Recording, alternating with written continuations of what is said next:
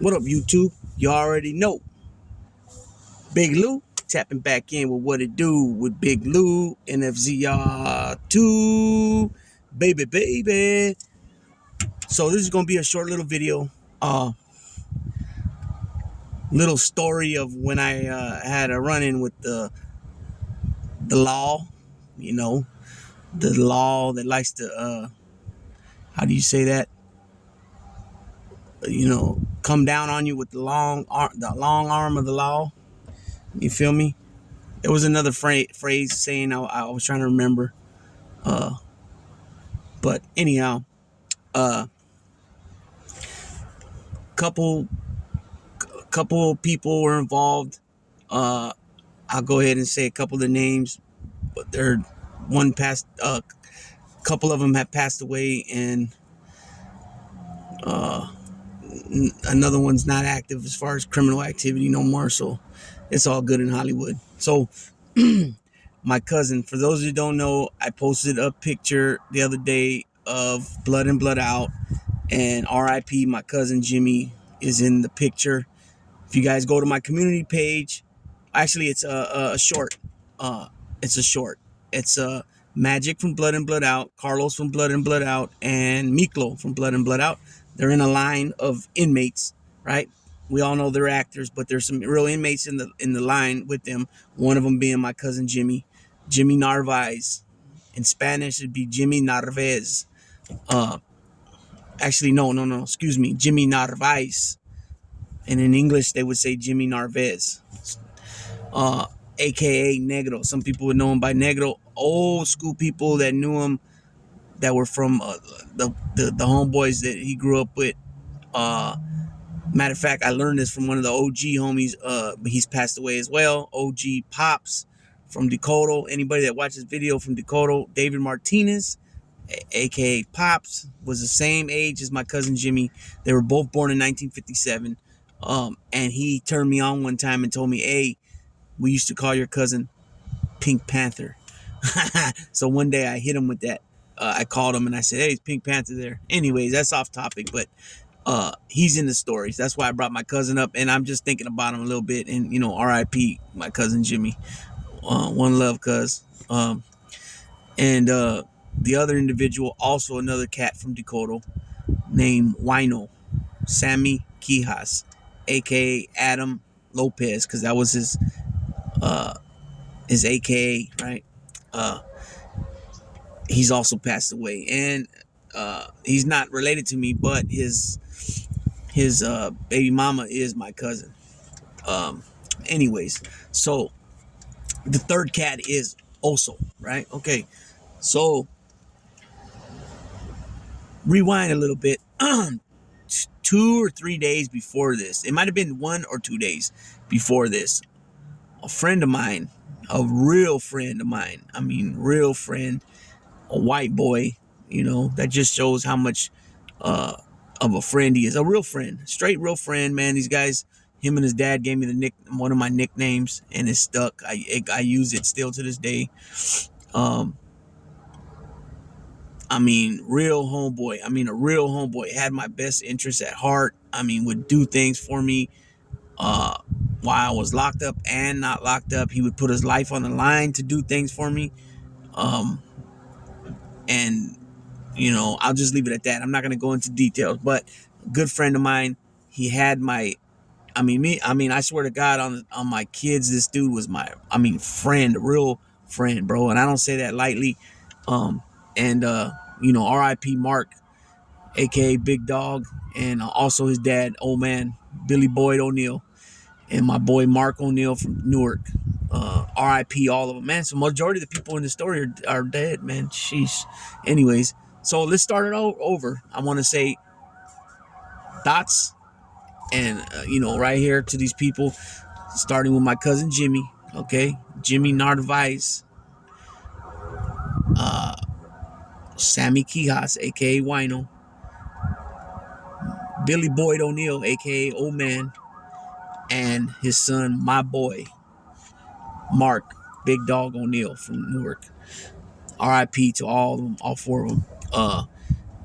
So Fast forward, like I said, it was like a day or two before that. It might have been 2 days. I mean, it might have been 3 days. Excuse me.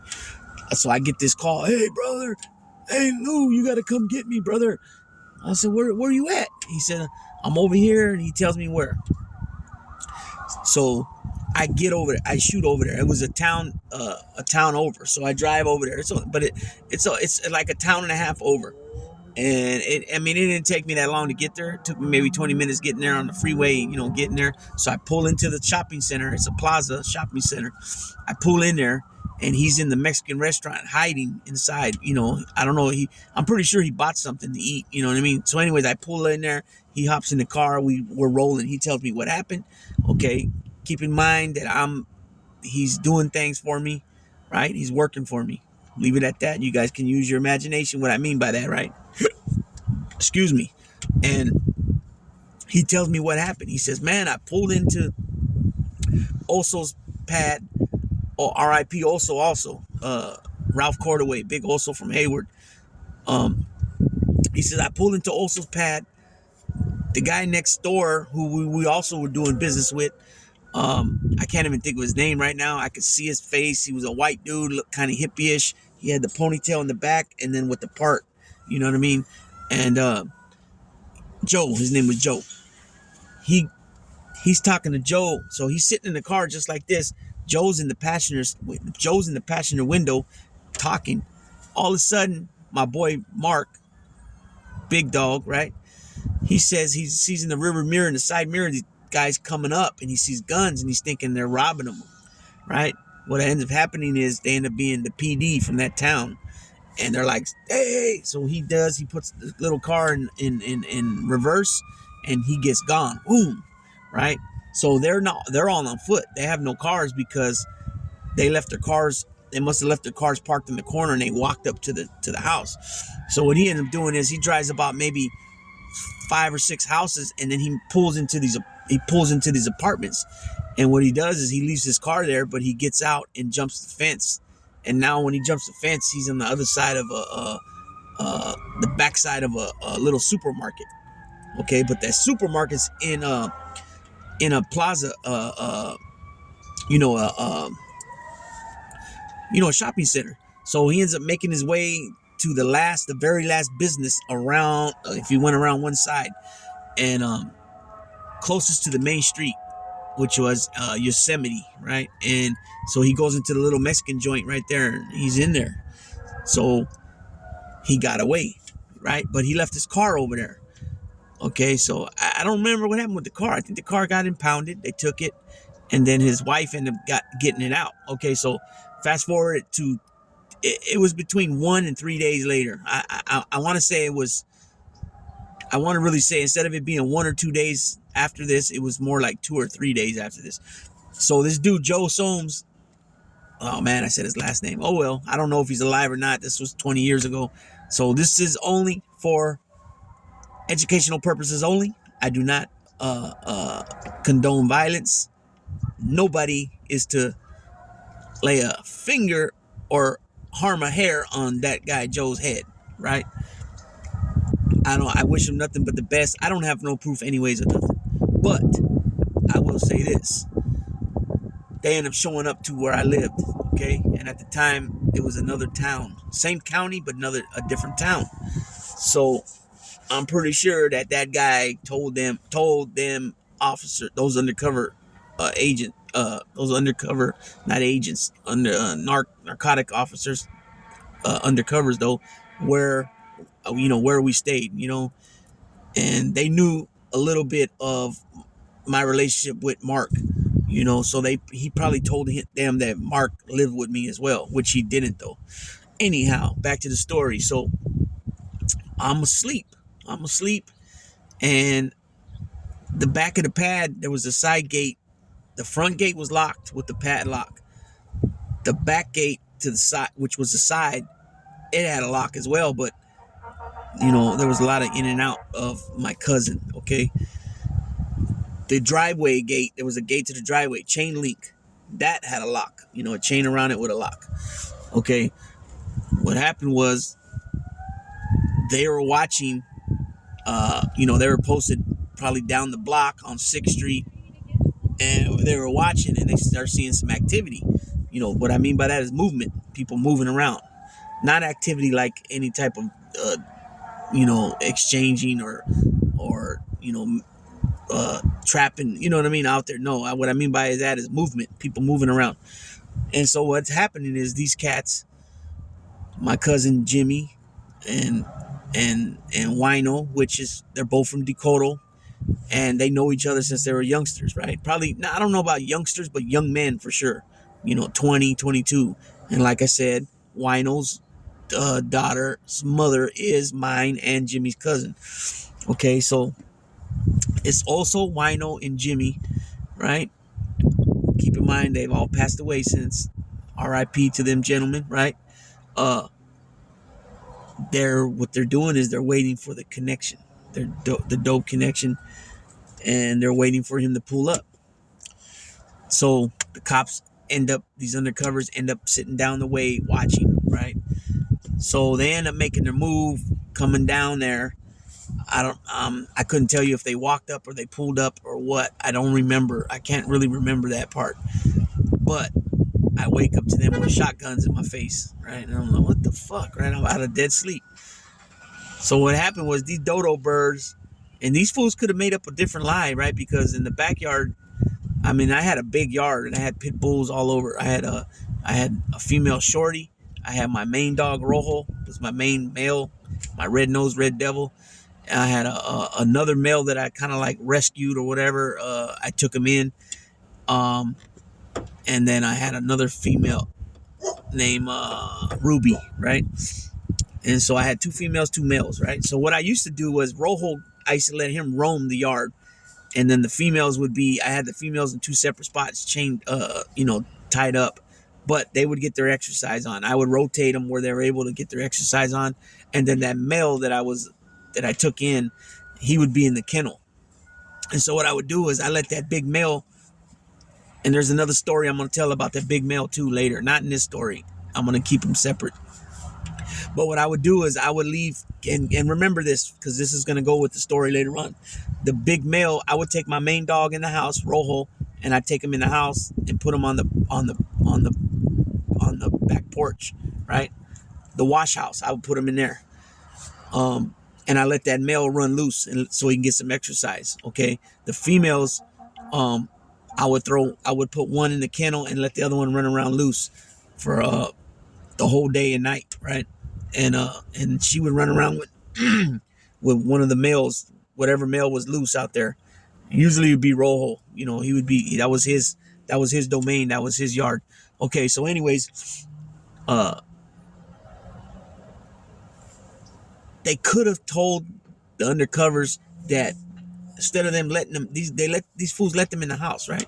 I don't know if it was also or if it was Jimmy, right? But anyways, doesn't matter. They end up getting in the house. All these dudes had to say was, because they can't tell from down the street if they're coming. All they know is that these guys there's movement and they're coming out of the side gate. That's it. They can't see if they're coming out the back door of the house. But there was 2 trailers in the yard that actually Jimmy, my cousin, was living in. So he could have told them, oh, the door's locked, we can't get in there, I sleep here. But he probably was worried about what he had in there. So, why not fucking, throw it off on me, let me ride, right? Good thing for me is that I always put things away. Everything was away, buried, whatever I had to do. There was never something just sitting somewhere, right? Okay, so they end up getting in, like I said, and this is when I had to turn myself in to do a year in the county jail. This is from the story of I did the video on my so-called friend wears a wire on me. This is the time I have to do for that, the year. Okay, and I was supposed to turn myself in like 3 weeks. So anyways, these jive ass motherfuckers come, right? The PD come, not even their city that I was living in. So they're in another city, but the same county, right? Okay, so like I said, I wake up to them with guns on me, right? And they're like, and keep in mind, they don't even know my name, right? This shit was so bogus, so fucked up the way it went down. They shouldn't even have been in the house. They don't even know my name. So what the fuck they doing in there? Well, come to find out, the reason we're there for was my boy Mark. My aka Big Dog, um, because he ran from them. So what ends up happening is they end up patting me down. I didn't have nothing on. I just had my shorts on, no socks, no t-shirt. So they end up cuffing me, putting us on the couch, right? Putting me on the couch, and Jimmy also, and Wino as well. So they search, right? They search, and they hit my room. They find I didn't know this at the time, but they thrashed everything, was everywhere, right? They went in my drawers, they all that. They didn't ask me anything about anything in the room or nothing. What they did ask me was, where is dude at, right? They wanted to know where he was at, and I ended up telling them just before this, hey, look, I got to turn myself in a couple weeks.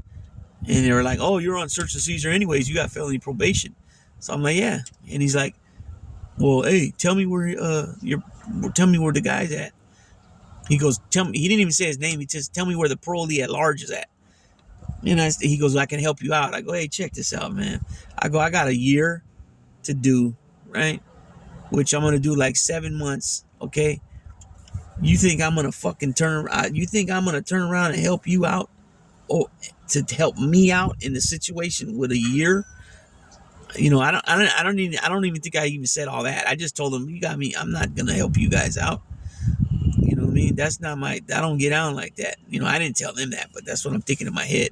I just told them like this. This is what I told them. I said, you know what? I got to turn myself in a few weeks to do a year. And on a year, you're going to do like 7 months. I go, no, thank you. You know what I'm saying? And so, what happens is they end up searching some of the cars. Some of the cars, my cars, I couldn't find the keys. I had them there. I just didn't know where they're at. And we ended up finding them later, but they only searched like one car out of 4. You know what I mean? I had my 69 Caprice. I had my 68 Mercury Cougar.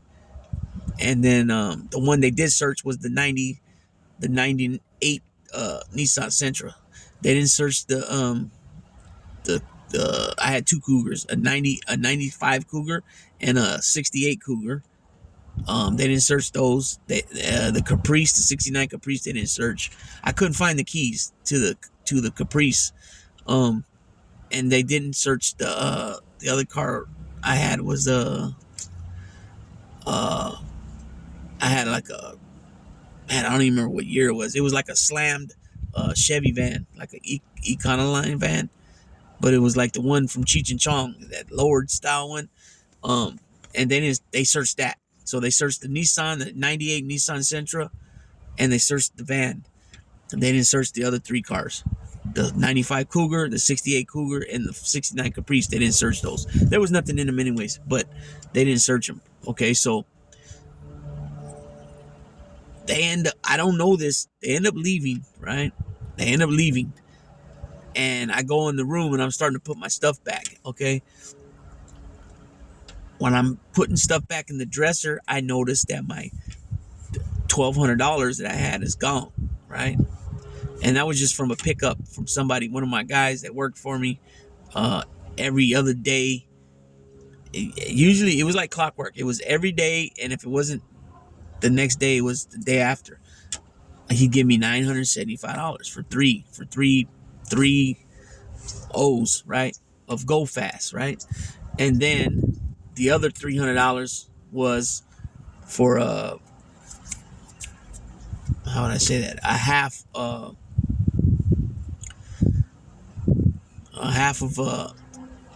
18 pack, right? A half O of Go Fast, right? Okay. So that's how the $1,275, that's what I had there, right? Actually, I think I had like $1,250 because I put like $25 in gas, or 8, but I remember it was $1,250. So when I find this out, I don't even finish picking up the rest of the stuff. I end up jumping in the shower, getting ready, and I drive down to that town where those cops were from. And I went right up to the PD station, man, and I was like, you know what? You motherfuckers ain't shit, man. You sorry ass motherfuckers, come over here. Just go get in there anyway, by any means necessary. Don't even know my motherfucking name, right? tear up everything, and then fucking have the audacity to steal my motherfucking money. I said, you motherfuckers ain't shit, right? But this is after I went there. I left my message with the desk sergeant, and I said, you tell that motherfucker. I think his name was shit. What was that motherfucker's name? Harris? I think it was Harris. Yeah, Harris, I think his name was. Undercover cop. And these guys were known to be scandalous, right? And you know what? Now thinking back on it, it was a big mistake. I should have just been like, you know what? Fuck it. It's part of the game. But I was so fucking because I hadn't at that up until that point I had never dealt with that, right? Well, not so much the stealing part of it, just being disrespected by the police like that. You know what I'm saying? But then I would have other encounters later in life too. You know what I'm saying? Not so blunt like that, just to take, your money like that. But come to find out, after I went and turned myself in and I went to do that year, I started meeting homeboys from their town and the little town next to it, which they don't have their own police department. The sheriff's department are the cops there. So in other words, it's not like it's the country area. What it was because even on the cop cars it'll say uh, sheriff's department, but then it also said that little town's name on it, police. So they were like subcontracted to work that town. So sometimes homeboys from that little town, which is the neighboring town to the little city that these guys are cops at, they would assist the sheriff's department there, or it was kind of like on the outskirts, and some guys meant from that city would be there, and they'd get busted over there. So anyhow, I started hearing all these stories about how scandalous these guys were. So anyway, so what happens when I leave this message with that desk sergeant? He was like, "Well, you want to leave your call back?" I forgot what he said. Oh, that's what it was. I was leaving, and I got out the door, and I didn't even get to my car yet because the way it's designed is it's a ways. The parking area is far from the front door of that police department. So anyways, I get outside, and I think I was messing with the phone. Keep in mind now, this is 2002. I don't know. I had a cell phone, but I want to say that it was one of those Motorola ones, the flip ones that weren't that I would pay a guy every couple of months like $50 to recrystallize it, or I don't know how they did it, but you would get hit on the pager, and then you would call him on this cell phone, right? The Motorola flip. I think I had one of those. If not, then I had a Metro when Metro first came out, right? And what happened was I get outside the door. I'm not far from the door, and that sergeant comes out and says, "Hey, Detective Harris is on the phone." So I turn around and I go back and I get the phone. It's the desk phone, like the sergeant's desk phone. So I pick it up. I'm like, "Yeah, what's up?" He says, "Hey," no, I go, "Yeah," and he goes, "Hey, Lou, Mr. Romero, da, da, da, right? Mr. Ramos, this is so and so." So I'm like, "Yeah, check this out, man." I said, "You and your boys or whoever did it," because I knew it was him and the other cop, Sexton, in there. It was just them two. Everybody else was just standing there watching me and everybody, making sure we didn't whatever. And I go, "That's scandalous. You guys are some scandalous motherfuckers." And he's like, "What are you talking about?" I said, "You guys, you know damn well what I'm talking about. You motherfuckers pocketed my money, man." I said, "My dad just gave me that money for the rent yesterday, you fucking scandalous chumps." I said, I got to turn myself in, and that money was to help pay the rent the next 2 months." And he's like, "Oh," and then he goes again and tries to pitch, "Oh, you want to help yourself? I can help you out with the time." I go, "Fuck that time, man." And then I'm thinking in my head, my homeboy only has a parole violation coming. That's it. You know what I mean? I mean, like, dude, no, I'm not. It's like, no, I'm not gonna tell you where he's at. You know what I'm saying? It is what it is. You got burnt and you lost. You know what I'm saying? When you catch him, you'll catch him, right? So he ends up getting caught by them out there. We end up getting pulled over another time. Fast forward it, about 3 weeks later, and we get pulled over now in that town, and we're going to go smash somebody, right? and I'm gonna I'll talk about that story too. Very embarrassing on my part, right? What happened here? Not what happened with when we get pulled over with this, but what led up to us to go smash this dude. So we're riding with the homie S. Wood. Well, what was his name? No, I can't remember homeboy's name. His name was Adam, but he had a nickname too. We're riding with Adam, and look, I'm just gonna say this because I'll tell that story later. We're riding with Adam. We get pulled over. He's got the vehicle's in his girl's name. No, you know what? I'm not even gonna say all that. We get pulled over. I say who I am. I come back clear. Two other guys with us say they don't got ID, and they give them fake names, so they don't trust motherfuckers. They happen to look up my boy's sleeve. They pull his sleeve up, and he's all tatted like that, and he's got a tower like this one right here. I got a half a tower right here, police a prison tower. He has one, and they seen it, and they go, "Oh shit, that's Folsom. That's San Quentin." Stupid ass cops, right? They were beat cops. And so what ended up happening is they take him down to the station to print him. They find out who he is. So when they find out who he is, there was some type of note or something in the system that those cops were after him. So they end up showing up just to meet him. So they were like, "Oh, okay, nice to meet you, man. We were looking for you." They told him some shit like that. I'll tell the story about what happened leading up to that and after. But yeah, so he ends up going to jail just on a parole violation. I think he ended up doing like 6 months on that. 6 months with half. 6 months or 8 months with half he did on the parole violation. And of course, I go off. I didn't end up turning myself when I was supposed to.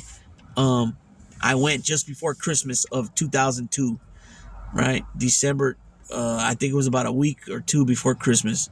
And I ended up doing 3 months, 3.5 months, because on a year, you do 7 months, 20 days, right? So they gave me my little time. I already had about 18 days credit from before I bailed out. And so what happened was they gave me this thing is called AWP, Alternative Work Program, where you pay every day to be free. And you got to go work for them every day, though. They'll give you a schedule. You'll pick where you want to go work at. I was at the dump site, and every day you miss, you got to go pay them $25 cash. So I ended up doing 3 months in jail, 3.5 months in jail, right? Plus they gave me the 18 days credit. Okay, so that's about 4 months, and then I had the 3 months, 20 days balance, right? Which I end up fucking up after about 3 weeks, a month, and end up running, and I get picked up quick though. So then I go and do the other half or the other remaining time, and then I got out, and they still end up kicking me out like 15 days early. So anyway, that's just a little story about fucking how scandalous cops can be, man. You know what I'm saying? It ain't that bang of a story, but you know what I'm saying? Oh, and I didn't mention too, when they had me cuffed and they were walking me around asking me, I forgot what they were asking me, but that's what it was. My dog Rojo, my main dog, was in the kennel. They wanted to go in the kennel to check under his doghouse. I don't know. These guys say that motherfuckers, I guess, bury shit underneath the doghouse. So I went in there, put him on the leash. As I put him on the leash, as I go in the kennel and I put him on the leash, the Harris, the main cop, actually no, he wasn't the main cop. The Asian cop was a sergeant, but he was like the main dude for them guys. It seemed like, he was the Asian dude was a sergeant, but then it seemed like all the undercovers, he was the lead, right? And he was like, "Hey, Mike, watch out!" One of the cops, the sexton cop, which is his partner, his name's Mike, I think, and he was like, "Hey, Mike, watch the dog." And then, like I said, I had Rojo already on the leash. He starts getting a little, and they're like, "Hey, watch out, man!" So they're like total pussies, man. And I got the dog, and I'm not gonna let them go on cops so they can just blast them. I mean, this was my dog, right? This is one of the ones that got killed when they raided, right? And which was another police department. But it was that police department that killed my dogs were the ones from that town, that city that this happened at.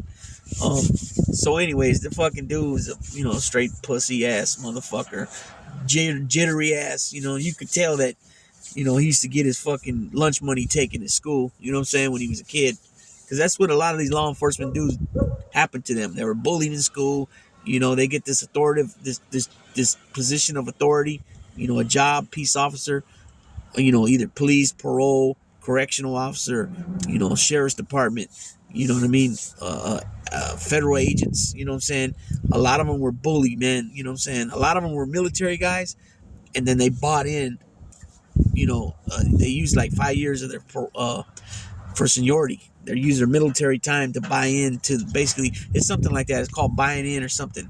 And I don't know if it's all the departments, but I know like the sheriff's department, the highway patrol, you can buy in with your military time, and they give you like 5 years automatic seniority, something like that. And so a lot of guys, like I said, they're military guys, or they get bullied. You know what I'm saying? They're just pussies. You know what I'm saying? And they fucking chumps, right? But yeah. So that's just a little story about these undercover agents that got butthurt because a guy got away from them that was only wanted on a parole violation, which you can only do. The most you can do is 1 year flat. You know what I'm saying? Which is, a year flat means you do the whole year on parole violation. Now, the most they can give you is 6 months with half. And you don't even go back to prison. You do it in the county jail, whatever county you got picked up in. That's how that works now. So, he thought he was going to flip old Big Lou, you know what I'm saying, off a little punk ass couple of months I was doing. You know what I mean? No. You know what I'm saying? No way, Jose. You know what I mean? No thank you. You know what I mean? With that being said, though, Big Lou's gonna go ahead and tap out for now. I got a few things in the works. I don't know when I'll be uploading this video, but when it does land, if it's the first time you're coming to the channel, feel free to be sure to sub, like, and share the channel. Also, I'm trying to get Harvey back on to do the part 2, closing out the little interaction we had from last Thursday. And I want to focus in on him transitioning back into society, how he felt when he got back out after doing 30 years. It had to be a culture shock. He did say it felt like he got dropped off in Mars or outer space or something. So I can only imagine, because I know when I did my 6, when I was given that 6 years and I did 40 some odd months, it was, and I got real nervous when I came out, and just the movements around me tripped me out, and all that type of stuff. So, and I'm also looking forward to do some other video or other collabing with some other cats. Shout out to Frank from Frank's Vibes. Shout out to Sticks from Stay Awake TV. Shout out to Big Lance from Off the Yard. Shout out to Jay Williams from Let's Live Life. Shout out to Doing Time with Big Weavy. Shout out to Vegas Prison Stories, Rick.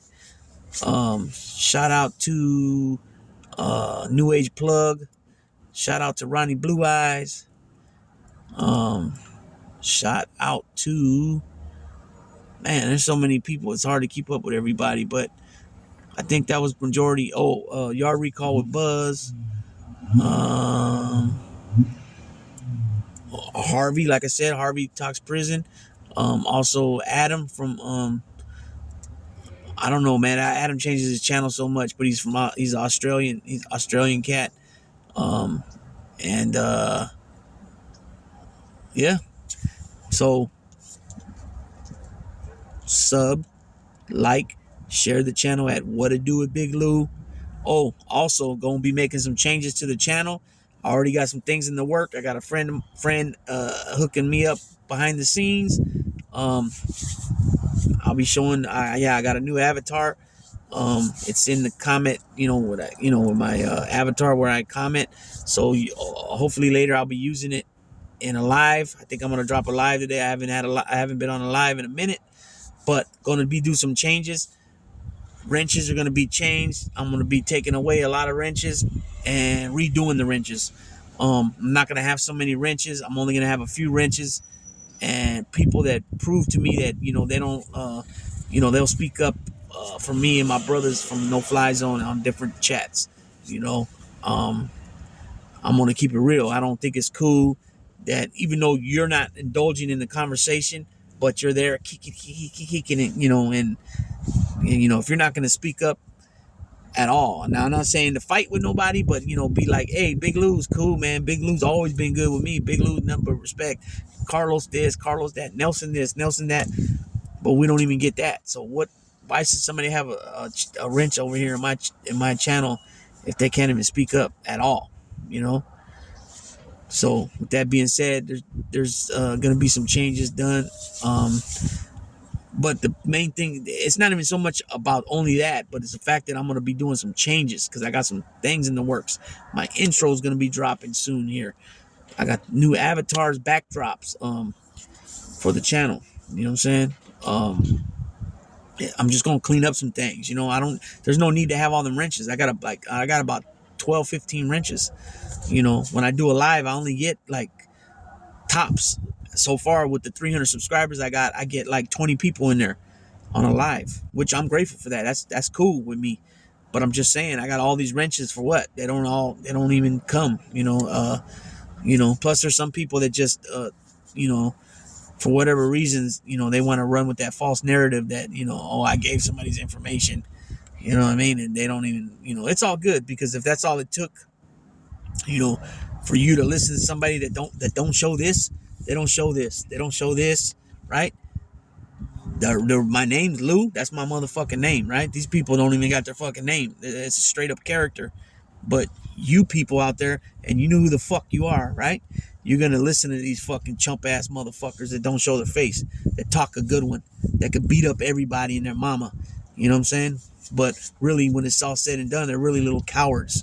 You know what I'm saying? Because we all know, and I'm not like this badass tough motherfucker, but we all know that you ain't gonna be calling me no bitch or punk in my motherfucking face. You know what I'm saying? So you can do that while you're fucking hiding. You know what I'm saying? While you're like this with the fucking avatar and a fake fucking name.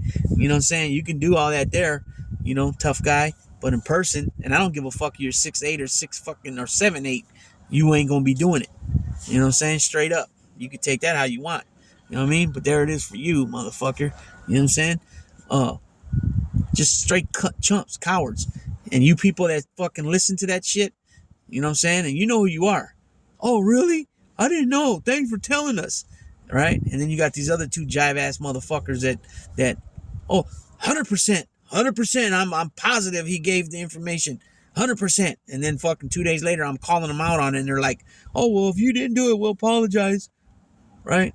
Like, and then come with, oh, well, you know what? You got to prove it. I got to prove it, right? And then a few minutes later, you're like, oh, I'm sick and tired of fucking people coming with this he said, she said shit. If you ain't got the proof, don't even say nothing. Really? Tell your boy that, right? Tell your fucking boy that, right? And that's another thing, too. If it wasn't for another content creator, this was a lady that was there. If she didn't read my motherfucking messages in the chat, they weren't gonna, right? And then on top of that, do these clowns, these fucking coward ass people think I'm trying to get in good graces with them? You know what I'm saying? Because at one time we were cool. They used to come on the show. I've been on their show. They were funny. And it's okay not to show your face and say your real name. But when you want to attack people and make fun of people's looks, right? And then call them bitches and punks, nah, man, that shit's out. You're a coward. You know what I'm saying? You're a coward. That's why motherfuckers be saying, show your face, you're a coward. At least I show my face. At least so-and-so shows his face. Yeah, there is meaning to that, because if you're going to be threatening people and talking shit, especially them words, bitch and punk, to another man, but you're not letting them get at you, nah, fuck that. You know what I'm saying? So with that being said, Big Lou's out.